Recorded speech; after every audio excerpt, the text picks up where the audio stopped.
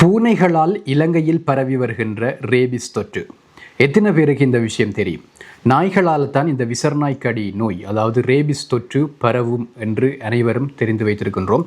ஆனால் தற்பொழுது பூனைகளால் இலங்கையில் இந்த ஆபத்து இருப்பதாக செய்திகள் வெளியாக இருக்கின்றன. இது தொடர்பாக விழிப்புணர்வாக இருக்க வேண்டியது அவசியமாகிறது. வணக்கம், நான் ஆரூரன். இன்றைய இந்த காணொளி பூனைகளால் ரேபிஸ் தொற்று எப்படி பரவுகிறது, எப்படி தடுக்க முடியும், பூனைகளை எப்படி அவதானிக்க வேண்டும், அவற்றுக்கு எவ்வாறு தடுப்பூசியை பெற்றுக்கொள்ள முடியும், இவை தொடர்பாகத்தான் இன்று நாங்கள் பார்க்க போகின்றோம். ரேபிஸ் தொற்று சாதாரணமாக நாய்களால் பரவுவது எங்களுக்கு தெரிந்திருக்கும். இது ரேபிஸ் என்பது ஒரு வகையான வைரஸ். அது ஒரு வைரஸ் நோய். அந்த வைரஸ் நாய்களை அதிகளவில் தாக்கும். அந்த நாய்கள் மூலமாக மனிதர்களுக்கு பரவும். அதே போல் பூனைகளாலும் அது பரவுகிறது. இந்த வைரஸ் உடனடியாக நரம்பு மண்டலத்தை தாக்கக்கூடிய ஒரு வைரஸாக இருக்கின்றது. அதுதான் அந்த நோய் நிலைமைக்கான காரணமாக இருக்கிறது. அது ஆபத்தான விளைவுகளை ஏற்படுத்தக்கூடியது, மரணத்தை ஏற்படுத்தக்கூடியது. ஆகவே அவற்றை தடுப்பதற்காக ரேபிஸ் தடுப்பூசி இருக்கிறது. ரேபிஸ் தடுப்பூசி நாய் கடித்தால் அல்லது நாய்களுக்கு நீங்கள் போடுவது வழக்கமாக இருக்கும்.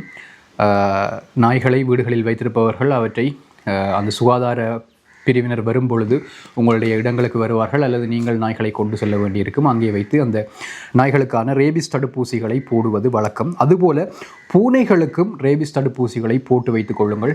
போடுவதற்கான சந்தர்ப்பங்கள் இருக்கின்றன. அதே போல தான் நாய்களுக்கு எவ்வாறு அந்த தடுப்பூசிகள் வழங்கப்படுகிறதோ அதுபோல் அந்த சுகாதார தரப்பினரால் அந்த தடுப்பூசிகள் வழங்கப்படுகின்றன. ஆகவே பூனைகளுக்கும் ரேபிஸ் தடுப்பூசி தற்பொழுது அவசியம் என்று குறிப்பிடப்பட்டிருக்கின்றது.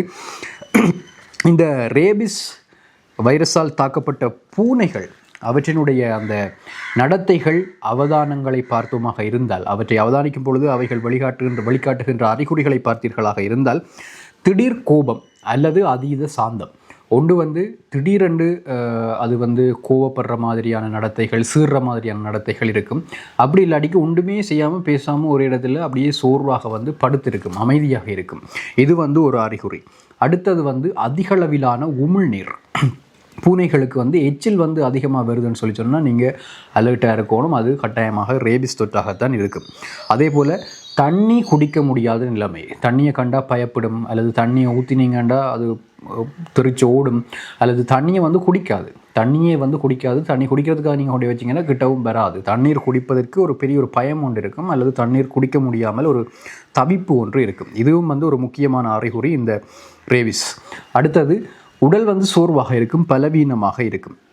அதே மாதிரி பக்கவாதம் இருக்கலாம், அல்லது வலிப்பு இருக்கலாம், பசியின்மையாக இருக்கும். அதே நேரம் பூனைகளினுடைய நாக்கு கருப்பாக மாறி கொஞ்சம் பெருசாக வெளியில் தொங்கும். அதாவது நாய்களுக்கு எப்படி அந்த ரேபிஸ் அறிகுறி இருக்குமோ அதே போல் இந்த நாக்கு வெளியில் வர விஷயம் இந்த ரேபிஸ் தொற்றுக்குள்ளாகிய பூனைகளுக்கான அறிகுறியாக இருக்கும். அவற்றையும் அவதானித்து வைத்துக் கொள்ளுங்கள். அவதானித்தீர்களாக இருந்தால் நீங்கள் எச்சரிக்கையாக இருக்க வேண்டியது அவசியம்.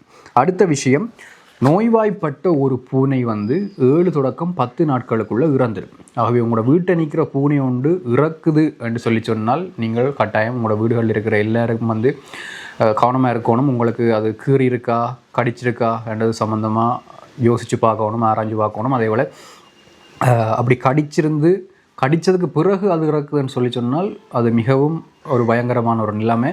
நீங்கள் கடித்த உடனேயே ஹாஸ்பிட்டலுக்கு போய் தடுப்பூசி அதுகளை எடுத்துக்கொள்ள வேண்டியது அவசியம். ஒருவேளை எடுக்காம விட்டீங்கன்னு சொன்னால் பூனை செத்ததை கண்டுட்டீங்கன்னா கொஞ்சமும் தாமதிக்காதீங்க, உடனடியாகவே வைத்தியசாலைக்கு சென்று கொள்ளுங்கள்.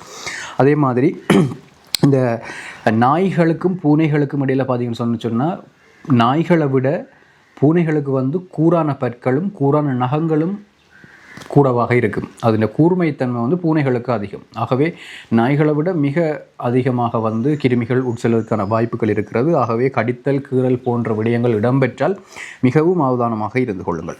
2025ஆம் ஆண்டை பொறுத்த வரைக்கும் இலங்கையில் மொத்தமாக 14 இறப்புகள் ஏற்படுத்தப்பட்டிருக்குது. இந்த ரேபிஸ் வைரஸால், ரேபிஸ் தொற்று காரணமாக 14 பேர் இறந்திருக்கின்றார்கள். இது அந்த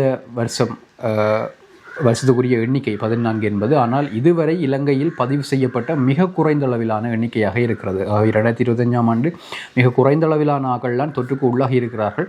இருப்பினும் அதில் ஒரு ஆள் பூனையால் பரப்பப்பட்ட ரேபிஸ். பூனை கடித்ததால் தான் அவர் வந்து இறந்திருக்கிறார். ஆகவே பூனைகளாலும் இலங்கையில் வந்து இந்த ரேபிஸ் தொற்று அதிகமாக இருக்கிறது. உங்கள் வீடுகளில் நீங்கள் பூனைகள் வளர்ப்பவர்கள் பலர் இருக்கிறோம். நாய்களை எப்படி நாய்க்குட்டிகளை விரும்புகிறார்கள் எப்படி கனவேர் இருக்கிறோமோ அதே மாதிரி பூனைகளை விரும்புபவர்கள் பலர் இருக்கின்றோம். அதற்காகத்தான் இந்த விழிப்புணர்வு காணொளி. ஆகவே உங்களுடைய பூனைகளை நீங்கள் கவனமாக பார்த்து கொள்ளுங்கள்.